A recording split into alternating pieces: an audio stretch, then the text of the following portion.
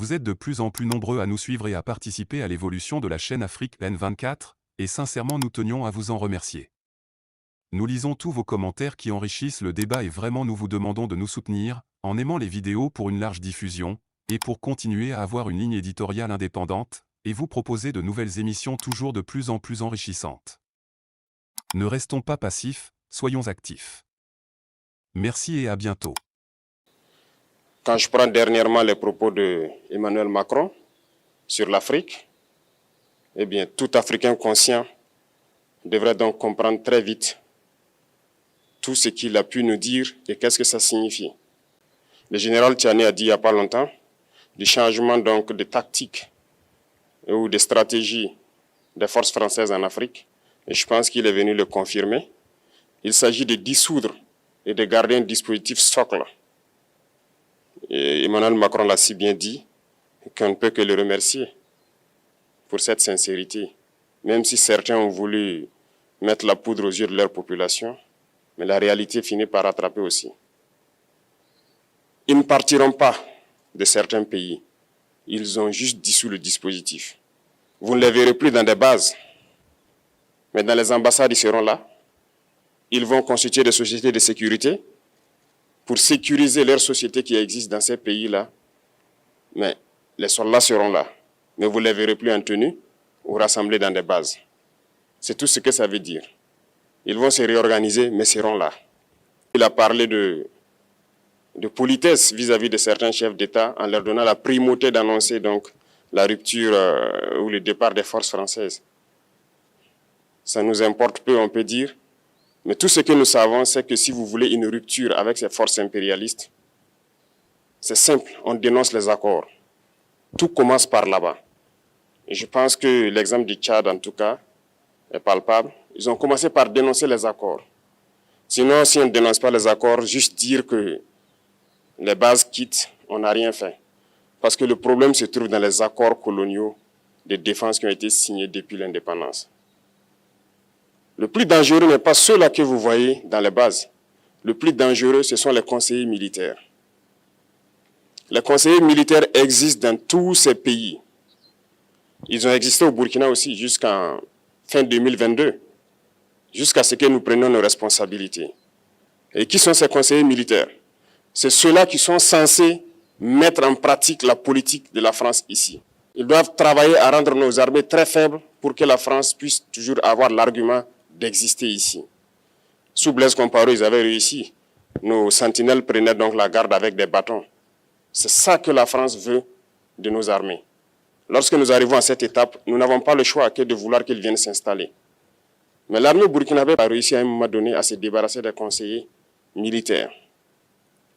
Malheureusement, je pense qu'en 2019, après l'opération Otapuano, où ces Français ont vu que l'armée burkinabé avait encore une capacité de réagir au terrorisme, ils ont appelé les chefs d'état-major en France, ils l'ont instruit de reprendre les conseillers militaires dans toute la structure.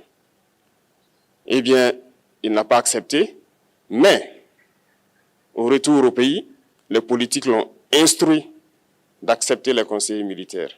Et c'est là que les conseillers militaires sont revenus dans l'armée burkinabé en 2019. Avec toutes les conséquences qu'on connaît, l'armée était en train de disparaître dans les années 2020-2021.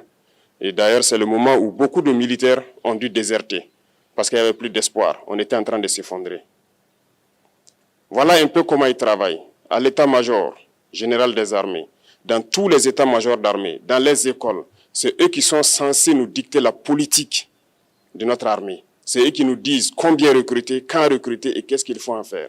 Ils sont dans les écoles pour nous dire comment il faut les former et ainsi de suite.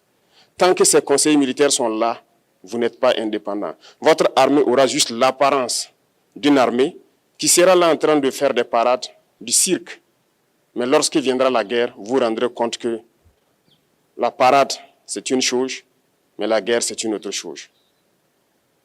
Il faut rompre les accords. C'est la seule façon d'avoir une armée indépendante et se construire, être fort. Mais beaucoup de gens ne le comprennent pas peut-être. Et même avec ces accords, la France choisit dans nos États des élèves officiers pour aller les former. C'est à travers ces mêmes accords. Mais en réalité, ces officiers qui partent se former pour la plupart, pour la France, ils viennent pour servir l'État français dans leur pays. Ils ne viennent pas pour servir nos pays. Ils les forment pour qu'ils viennent servir les intérêts de l'État français. J'en veux pour preuve. Lorsque nous nous sommes révoltés, beaucoup d'officiers au Burkina qui ont été formés en France ont été immédiatement contactés pour leur dire que c'est le moment de se mettre en action parce que vous avez été formés pour ça, pour servir les intérêts de la France. La plupart de ces officiers nous ont rendu compte, nous avons pris acte et nous continuons de suivre. Lorsque un officier formé en France arrive dans son pays et par malheur meurt soit par accident ou bien sur le champ de bataille, en France, il y a une nuit d'hommage aux morts dans l'armée, comme partout ailleurs. À la nuit d'hommage aux morts, on cite le nom de l'officier en question et on dit « mort pour la France ».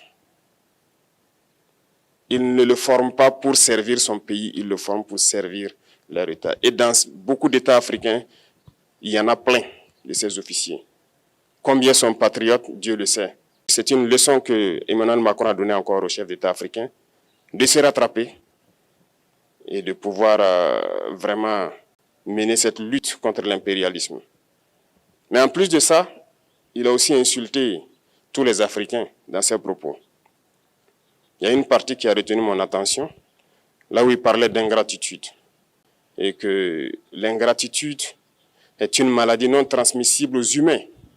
Lui, il est humain, notre ingratitude n'est pas transmissible à lui. Voilà comment ce monsieur voit l'Afrique, voit les Africains. Nous ne sommes pas des humains à ses yeux. Peut-être que c'est lui qui n'est pas humain, il ne se met pas dans la classe des humains. Mais s'il y a bien un ingrat, c'est bien lui. Je pense que s'il n'est pas athée et qu'il prie, à chaque matin qu'il se réveille et qu'il prie, il devrait aussi prier les Africains. Parce que c'est grâce à nos ancêtres qu'il existe aujourd'hui une France. Il devrait nous prier. À ses yeux, nous ne devons pas être des humains, nous sommes plus que des humains. Ce sont des messages très forts qu'il passe. Moi, je pleure le peuple français. Mais quand même, il est bien pour l'Afrique. Il est un mal nécessaire pour nous. Ceux qui veulent se réveiller, se réveillent. Ceux qui ne veulent pas se réveiller, comme on le dit, on ne peut pas réveiller quelqu'un qui ne dort pas. Les Africains doivent se réveiller. Nous devons travailler à être indépendants, à faire au moins que nos peuples connaissent le bonheur. Et la lutte contre l'impérialisme, c'est ça.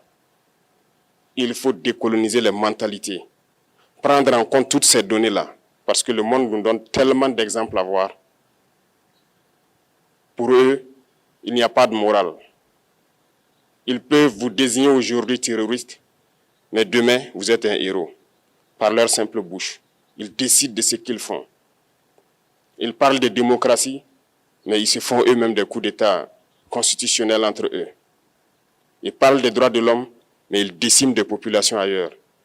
L'Africain doit se réveiller, l'Afrique doit se réveiller. Et le combat contre l'impérialisme est permanent. Et je vous invite à incorporer ce combat, à travailler en sorte que nous soyons réellement indépendants, que nous soyons autosuffisants et que nous puissions nous développer, connaître le bonheur, ce à quoi notre peuple aspire. Merci, je vous souhaite une très bonne journée, une très bonne semaine et une très bonne année. Likez la vidéo si ce n'est pas déjà fait. Laissez aussi votre point de vue en commentaire.